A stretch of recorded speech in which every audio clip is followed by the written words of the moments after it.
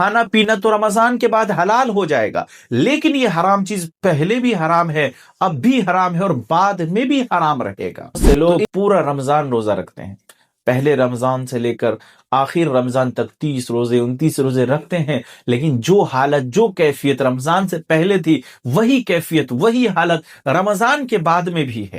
ہم بھوک کی شدت کو برداشت کر سکتے ہیں، لیکن اللہ کے حکموں کو توڑنا برداشت نہیں کر سکتے۔ السلام علیکم ورحمۃ اللہ وبرکاتہ۔ روزہ نام کس چیز کا ہے؟ کیا صرف بھوکے اور پیاسے رہنے کا نام روزہ ہے؟ اور کیا صرف بھوکے اور پیاسے رہنے سے روزے کا مقصد حاصل ہو جائے گا؟ اور کیا صرف ہمیں اللہ تبارک و تعالی بھوکا اور پیاسا رکھنا چاہتا ہے؟ آپ کیا سمجھتے ہیں کہ صبح سے شام تک اگر صرف بھوکے اور پیاسے رہ گئے اسی کا نام روزہ ہے؟ نہیں، اگر آپ یہ سمجھتے ہیں اور ہمارے معاشرے میں اسی کو روزہ سمجھا جاتا ہے تو یہ روزہ نہیں ہے۔ روزہ نام ہے ہر اس چیز سے رکنے کا جس چیز سے اللہ تبارک و تعالیٰ نے ہمیں منع فرمایا ہے، اور جو چیز ہمارے لیے حرام ہے ان تمام چیزوں سے رکنے کا نام روزہ ہے۔ روزے کا مقصد کیا ہے؟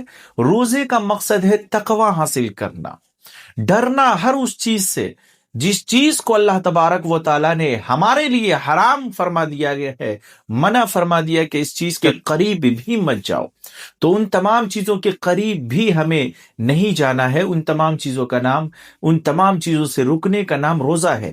اب ہمارے معاشرے میں کیا ہوتا ہے؟ کھانا پینا یہ تو رمضان میں حرام ہے، اللہ تبارک و تعالیٰ نے صبح سے شام تک روزے کی حالت میں کھانے پینے کو حرام فرمایا ہے، لیکن غیر رمضان میں یہ کھانا پینا حلال تھا۔ تو ہم ان تمام چیزوں سے تو روزے میں رک جاتے ہیں، کھانے پینے کو ہاتھ نہیں لگاتے، پانی پیاس لگی ہوئی نہیں پیتے ہیں، کھانا بھوک لگی ہوئی ہے کھانا نہیں کھاتے، کیوں؟ اللہ نے منع فرمایا ہے۔ ان تمام چیزوں سے رک جاتے، لیکن جو چیزیں غیر رمضان میں بھی حرام ہے اور اللہ تبارک و تعالیٰ نے رمضان میں بھی حرام فرمایا، ان چیزوں سے نہیں رکتے۔ مثال کے طور پر آنکھوں سے غلط دیکھنا، یہ تو غیر رمضان میں بھی حرام تھا، لیکن رمضان میں ہم اس چیز سے نہیں رک پاتے ہیں۔ گالی دینا، جھوٹ بولنا، غیبت کرنا، یہ تمام چیزیں تو غیر رمضان میں بھی حرام ہے، ان تمام چیزوں سے نہیں رکتے۔ حالانکہ اصل مقصد تو یہی ہے کہ ہم ان تمام چیزوں سے رکنے والے ہو جائیں، چونکہ کھانا پینا تو رمضان کے بعد حلال ہو جائے گا، لیکن یہ حرام چیز پہلے بھی حرام ہے، اب بھی حرام ہے اور بعد میں بھی حرام رہے گا، تو ان تمام چیزوں سے رکنے کا نام روزہ ہے۔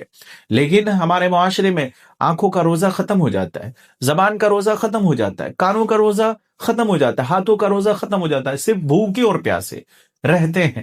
حالانکہ اللہ کے رسول صلی اللہ علیہ وسلم نے ارشاد فرمایا، جو شخص رمضان کا روزہ رہے لیکن اس کے باوجود وہ جھوٹ کو نہیں چھوڑتا ہے، جھوٹ بولنا نہیں چھوڑتا، وہ غلط دیکھنا نہیں چھوڑتا، اللہ کو ایسے روزے کا کوئی حاجت نہیں ہے، اللہ کو کوئی ضرورت نہیں ہے ایسے روزے دار کا روزہ، کہ جو چیزیں حرام تھی ان تمام چیزوں سے وہ رک ہی نہیں رہا ہے۔ مقصد تو یہی تھا کہ ہمارے اندر تقوی حاصل ہو جائے، ہمیں حرام چیزوں سے بچنے کے ہمارے اندر وہ ملکہ پیدا ہو جائے، یہ تمام چیزیں ہم بچنے والے بن جائے۔ لیکن ہم روزہ رکھ کے بھی جھوٹ بولیں، روزہ رکھ کر کے بھی غیبت کریں، روزہ رکھ کے بھی غلط چیزوں کو دیکھیں، تو ایسے روزے کا اللہ تبارک و تعالیٰ کو ایسے روزے کی کوئی ضرورت نہیں ہے۔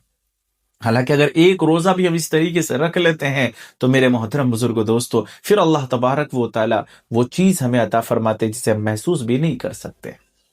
ہم دیکھتے ہیں کہ بہت سے لوگ پورا رمضان روزہ رکھتے ہیں، پہلے رمضان سے لے کر آخر رمضان تک 30 روزے 29 روزے رکھتے ہیں، لیکن جو حالت جو کیفیت رمضان سے پہلے تھی وہی کیفیت وہی حالت رمضان کے بعد میں بھی ہے، اس کے اندر کوئی تبدیلی نہیں آتی ہے۔ تو پتہ یہ چلا کہ اس نے روزے کا حق ادا نہیں کیا، اس طریقے سے وہ روزہ نہیں رہا جس طریقے سے روزے رکھنے کا حق تھا، اور اللہ تبارک و تعالیٰ نے جس طریقے سے روزہ رکھنے کو کہا ہے کہ ان تمام منہیات سے رکنا ہے، جن چیزوں سے اللہ تبارک و تعالیٰ نے رکنے کا حکم دیا، اور پھر اسی طریقے سے وہی حالت اس کی ہو جاتی ہے رمضان کے بعد بھی۔ تو ہم سب سے پہلے یہ کوشش کریں کہ جب ہم روزہ ہیں، صرف بھوک اور پیاس رہنے کا نام روزہ نہیں ہے، ہم غلط چیزوں سے رکنے کا نام بھی روزہ ہے، اور روزہ مکمل تبھی ہوگا جب ہم ان تمام چیزوں کا خیال رکھیں گے۔ جب بندہ روزہ رکھتا ہے، اللہ تبارک و تعالیٰ فخر سے فرماتے فرشتوں کو، دیکھو میرے اس بندے کو تو دیکھو، بھوک کی شدت نے ان کو تڑپا دیا، प्यास की शिद्दत से ये तड़प रहा है, इनके सामने हर तरह की ग़िज़ा रखा हुआ है, वो खा सकता है, वो हाथ लगा सकता है, लेकिन वो मेरे हुक्म का पाबंद है कि हाथ नहीं लगाना। अल्लाह का हुक्म है कि मना कर दिया अल्लाह ने कि हाथ नहीं लगाना। हम भूख की शिद्दत को बर्दाश्त कर सकते हैं, लेकिन अल्लाह के हुक्मों को तोड़ना बर्दाश्त नहीं कर सकते। हम अल्लाह के हुक्मों को नहीं तोड़ सकते हैं, क्योंकि अल्लाह ने मना फरमाया। यही हुक्म है आंखों के लिए भी कि हम गलत नहीं देख सकते, अल्लाह ने मना फरमाया है।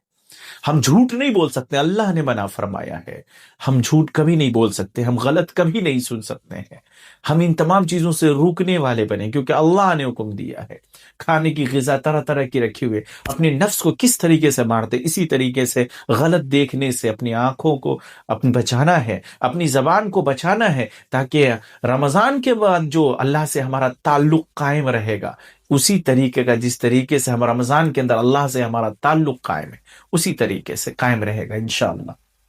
तो आप कोशिश ये कीजिए कि रमज़ान का रोज़ा इस तरीके से रखें जिस तरीके से अल्लाह के रसूल सल्लल्लाहु अलैहि वसल्लम ने फरमाए। और जब हम एक रोज़ा रखेंगे, पिछले सारे गुनाह अल्लाह तबारक व तआला हमारे माफ़ फरमा देंगे। मन सामा रमज़ानन ईमानन व इहतिसाबन गुफ़िर लहु मा तक़द्दम मिन ज़ंबी, कि जो शख्स भी एक रोज़ा भी ऐसा रखता है, सवाब की उम्मीद के साथ रखता है, और जैसा कहा गया उस तरीके से रखता है, अल्लाह उसके पिछले सारे गुनाहों को माफ़ फरमा देते।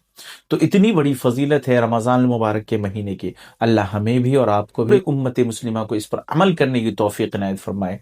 अस्सलामु अलैकुम व रहमतुल्लाहि व बरकातहू।